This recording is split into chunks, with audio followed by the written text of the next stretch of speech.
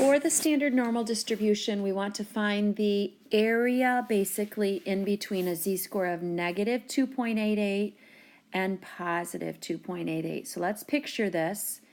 Here's our standard normal distribution. Negative 2.88 to positive 2.88 would be about here to here, and we want to know area between. So if you want to know area, that's when you use normal CDF.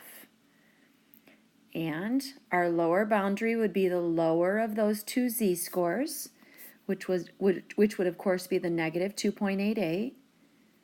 Our upper boundary would be the greater of those two z-scores, would be positive 2.88. And again, if your calculator requires you give mean and standard deviation, then you would give mean of 0 and standard deviation of 1.